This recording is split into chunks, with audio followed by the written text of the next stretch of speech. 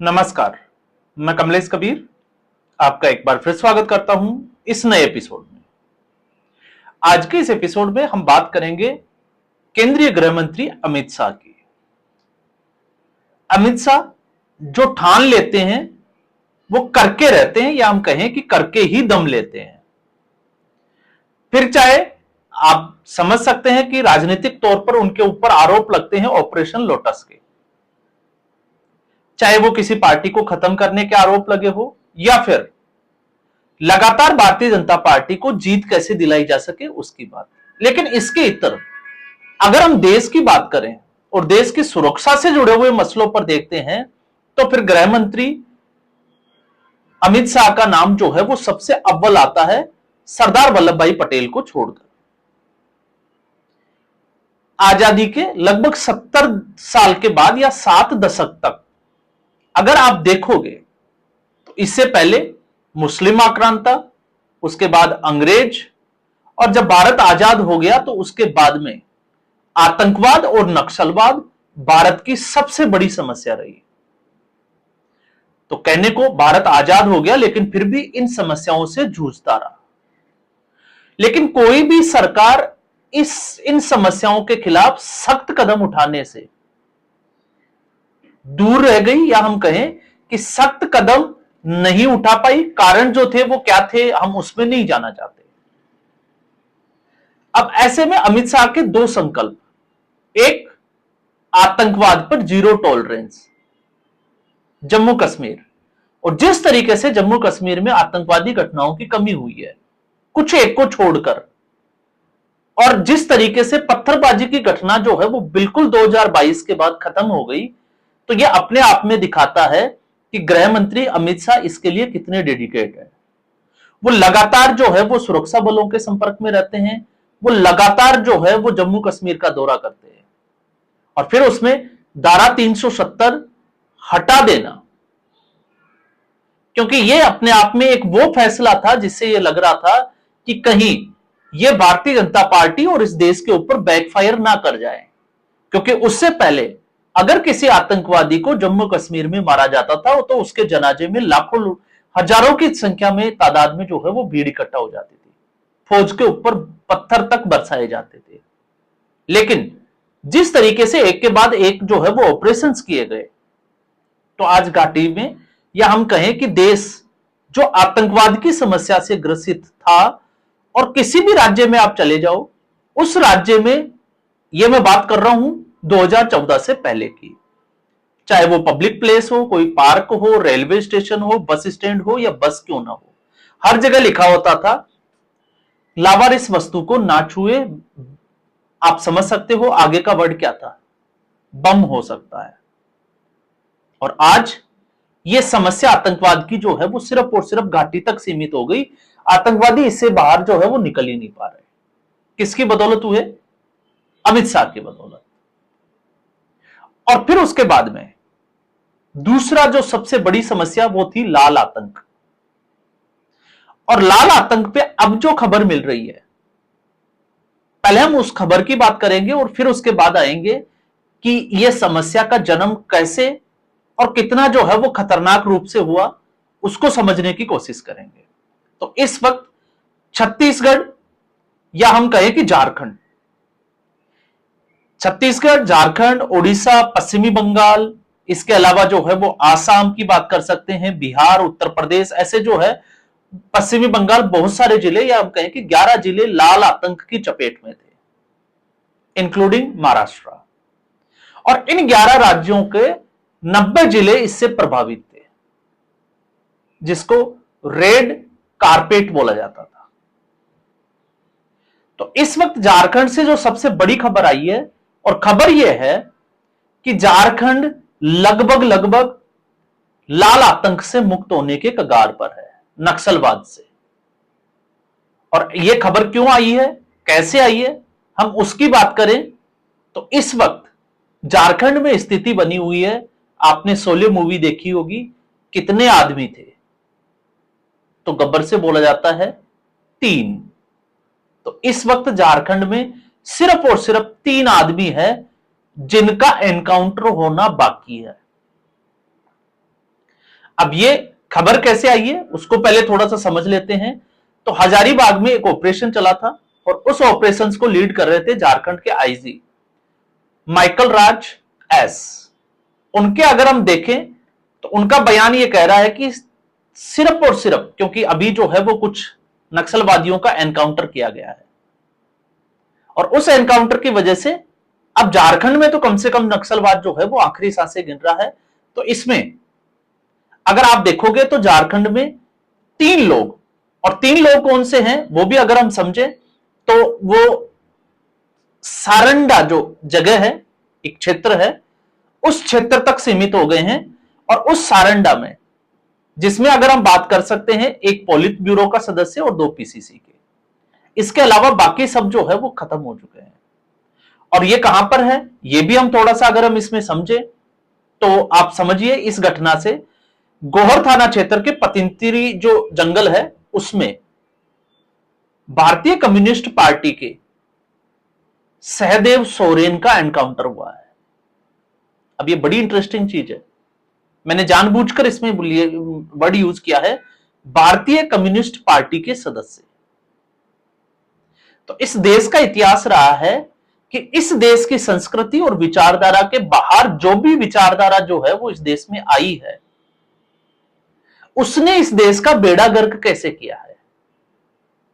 तो आपको पता ही होगा कम्युनिस्ट विचारधारा, कार्ल मार्क्स की जो विचारधारा और ऐसे ही और भी लोगों की जो विचारधारा जिसने भारत में जड़ें जमाने की कोशिश की और कुछ समय तक जड़ें भी जमाई लेकिन वो ज्यादा टिक नहीं पाई इस संस्कृति में और इस विचारधारा में, वो कभी भी फली फूली नहीं। और आज आप देखिए कि कम्युनिस्ट पार्टी सिर्फ केरल तक सीमित रह गई है। तो नक्सलवाद की अगर आप जड़ को ढूंढोगे तो जड़ में आपको मिलेगा कि इसकी शुरुआत जो है वो 1967 में पश्चिमी बंगाल के एक छोटी सी जगह है नक्सलवाड़ी, वहां से शुरू हुई थी। और वहां पे अगर आप देखोगे तो इस एक जिसको हम कहें कि किसानों को सरकार से, किसान नाराज थे तत्कालीन सरकार से, तो सरकार जो है वो धरना प्रदर्शन या हम कहें कि बगावत कर, तो इसमें फायदा उठाया भारतीय कम्युनिस्ट पार्टी ने जिनको माओवादी भी कहा जाता है, जिसके 2 नेता, एक चारू मजूमदार और दूसरे कान्हू सान्याल।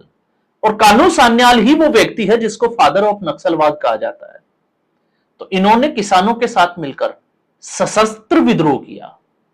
अब आप समझिए कि अगर सशस्त्र विद्रोह होता है तो फिर यह हमला किसके ऊपर होगा? भारत के सुरक्षा बलों के ऊपर, भारत के पुलिस के जवानों के ऊपर, और फिर यह धीरे धीरे जो है वो एक आतंक का रूप ले लेता है और पूरे देश में फैल जाता है। और अगर मैं अगर 2019 के एक सरकारी आंकड़े की बात करता हूं, जब आपको याद होगा कि अमित शाह ने कहा था कि 2026 मार्च जो है वो लाल आतंकवाद की डेडलाइन होगी, इस पूरे देश को लाल आतंकवाद से, हम कहें कि नक्सलवाद से मुक्त कर दिया जाएगा। तो नक्सलवाद भारत में इस वक्त 2 श्रेणियों में काम कर रहा है, एक जिसकी मैं बात कर रहा हूं और दूसरा जिसको अर्बन नक्सल कहा जाता है। तो सवाल फिर यही उठता है कि आखिर इस नक्सलवाद के खात्मे के बाद उस अर्बन नक्सलवाद का खात्मा कब होगा जो अपने आप को बुद्धिजीवी कहते हैं और कहीं ना कहीं कम्युनिस्ट विचारधारा से प्रेरित, वामपंथी विचारधारा से प्रेरित होकर भारत को तोड़ने की बात करते हैं। आखिर उसका खात्मा कब होगा? तो यहां पर अगर 2019 के सरकारी आंकड़े की, जब गृह मंत्री ने आंकड़ा रखा था, तब इस देश में पिछले 10 सालों में, मतलब 2008 से लेकर 2018 तक लगभग जो है वो 1100 के आसपास जवान शहीद हुए। और उसमें बड़ी घटनाएं अगर हम देखें तो कुछ घटनाएं जो है वो मैंने निकालने की कोशिश की है, जिसमें 8 अक्टूबर 2009 गढ़चिरौली महाराष्ट्र, क्योंकि महाराष्ट्र में इस बार जब चुनाव परिणाम आए थे तो उसके बाद में मुख्यमंत्री फडणवीस का एक दौरा था और कुछ नक्सलियों ने सरेंडर भी किया था। तो वो एक बहुत बड़ी जो है वो घटना थी और एक बहुत बड़ी जो है जिसको हम कहें कि कामयाबी थी सरकार की। तो गढ़चिरौली में लाहिड़ी पुलिस थाने पर एक हमला हुआ था और उस हमले में 17 पुलिस के जवान मारे गए थे। उसके बाद 15 फरवरी 2010, ये मैं बात कर रहा हूं 2008 के बाद की, उससे पहले की जो है वो बहुत सारी घटनाएं हैं। 15 फरवरी 2010 पश्चिमी बंगाल के सिल्दा में पुलिस कैंप पर एक बड़ा हमला किया गया जिसमें 24 जवान जो है वो शहीद हुए और हथियारों को लूट कर ले गए नक्सली। उसके बाद 23 मार्च 2010 बिहार के गया में एक रेलवे लाइन को उड़ा दिया गया था, रेलवे लाइन पर हमला किया था, जिसमें एक ट्रेन जो है वो भी क्षतिग्रस्त हो गई थी। फिर 4 अप्रैल 2010 उड़ीसा के कोरापुट पुलिस के कोरापुट जो थाना है उस थाने के ऊपर हमला किया गया और पुलिस के 10 जवान जो है वो उसमें शहीद हो गए और लगभग 16 के आसपास घायल हो गए। 6 अप्रैल 2010 में दंतेवाड़ा ये प्रमुख केंद्र रहा नक्सलियों का, जिसमें सीआरपीएफ के जवानों के ऊपर या कैंप के ऊपर एक बहुत बड़ा हमला हुआ था, जिसमें आपको याद होगा 75 जवान मारे गए थे और एक जो है वो अन्य घायल हुए थे, तो लगभग 76 लोगों की इसमें मौत हो गई थी। उसके बाद में 25 मई 2013 सुकमा जिला छत्तीसगढ़, जिसमें कांग्रेस की परिवर्तन यात्रा, और उस परिवर्तन यात्रा में कांग्रेस के एक बड़े नेता की हत्या भी हो जाती है, तो लगभग 25 लोगों को जो है वो मार दिया जाता है। और यह उसी वक्त की बात चल रही है जब यहां पर सलवा जुडूम ये एक बार फिर जो है वो सुर्खियों में बना, अभी बी सुदर्शन रेड्डी, क्योंकि यहां पर नक्सलियों से निपटने के लिए गांवों में जो है वो एक सेना का गठन किया गया, जिसमें जवान लड़कों को शामिल किया गया। उनको हथियारों की ट्रेनिंग दी गई जो नक्सलियों से लड़ने के लिए या अपने गांव वालों की सुरक्षा करने में माहिर हो या सफलता प्राप्त कर सके। यह मामला जो है वो बी सुदर्शन रेड्डी जब जस्टिस थे उनके पास जाता है और उन्होंने इस सलवा जुडूम के ऊपर रोक लगा दी। तो कहीं ना कहीं सरकार के खिलाफ जाकर एक फैसला दिया जो नक्सलवादियों के लिए वरदान साबित हुआ। उनको वापस से जो है वो जीवित करने के लिए, जिंदा करने के लिए, उनका खौफ जो है वो पैदा करने के लिए एक मौका मिल गया।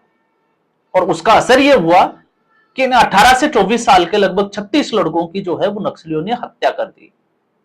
तो इस वक्त जो विपक्ष का जो उम्मीदवार था बी सुदर्शन रेड्डी, इसी झारखंड से जो है वो कई लोगों ने अलग अलग दलों को चिट्ठियां लिखी थी कि बी सुदर्शन रेड्डी को वोट ना करे। क्यों नहीं करे, कारण मैंने जो है वो आपको बता दिया।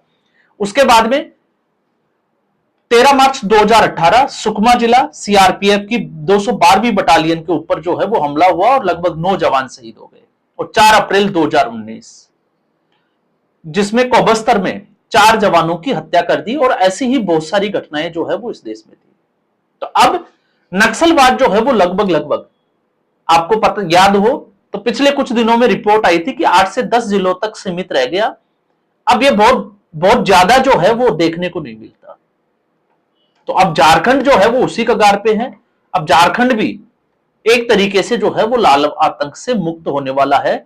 सारंडा जिले में जब भी अभियान चलेगा आप देखिएगा, उसके बाद में झारखंड फ्री हो जाएगा। और अमित शाह भले ही लोग जो है वो उनको तड़ीपार कहें चाहे कुछ भी कहें, लेकिन देश को ऐसे नेता मिलना बड़े नसीब की बात होती है कि जो इस तरीके के डेडिकेशन पे और नक्सल प्रभावित क्षेत्रों में जाकर सुरक्षा बलों के साथ रात गुजार कर आते हैं और वहां के जितने भी जो ऑपरेशंस है उनके बारे में जानकारी हासिल करते हैं। तो आज के एपिसोड में बस इतना ही। उम्मीद करूंगा वीडियो एपिसोड आपको पसंद आया होगा। वीडियो को लाइक करें, शेयर करें, चैनल जरूर सब्सक्राइब करें। धन्यवाद।